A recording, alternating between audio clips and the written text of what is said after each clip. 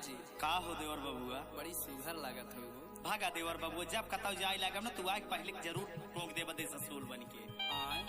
हम तो का दिशा सुन दिखा थी नहीं ये देवर बबुआ हमका जाएगा। अपने देवरे कैसे क्यों बोला था, पहले हमार सुना। सुनावा सुनावा। अरे देखी तो हर सुघर आई,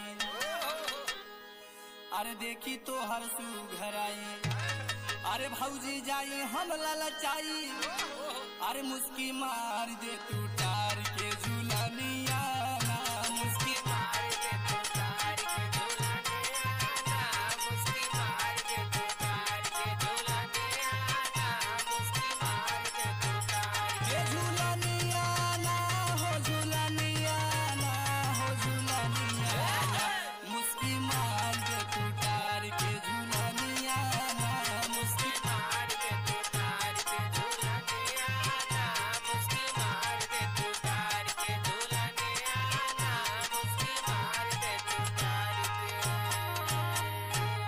सुनाइए भौजी। सुनाओ सुनाओ देवर बबुआ। अरे बोलिया लागे मिसरी मेवा, अरे बोलिया लागे मिसरी मेवा, अरे नरम बगलवा जाई से खोआ, अरे सोवा जैसन नाजुक लागे तोर बदानिया ना, सोवा जैसे लागे नाजुक तोर बदानिया ना, सोवा जैसे लागे नाजुक तोर बदानिया ना, सोवा जैसे नाजुक लागे ए बदानिया ना, हो बदानिया ना, हो बदानिया ना, सोवा जैसे नाजुक लागे तोर बदानिया ना, सोवा जैसे नाजुक लागे तोर बदानिया ना, सोवा जैसे नाजुक लागे। अब ये कुल तू निहर पर लागत तो का बेइज्जत करे पड़ेगा। नहीं भौजी बेइज्जत जिन करा और सुना। सुनावा सुनावा। अरे जब तू चले लुदहिया झारी, अरे जब तू चले लुदहिया झारी, अरे देखी चलेला दिल पे यारी, अरे जान मारे तो हर कमर का राधानिया ना, जान मारे तो हर कमर का राधानिया ना, जान मारे तो हर कमर का राधानिया ना, जान मारे तो हर कमर।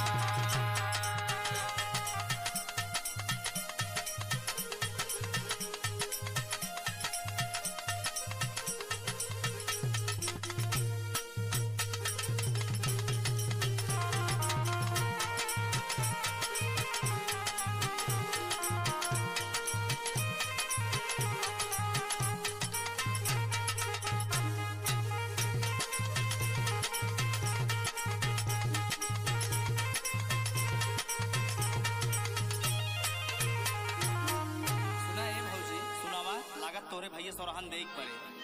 अरे और हन का देव पहले बात सुना। सुनावा।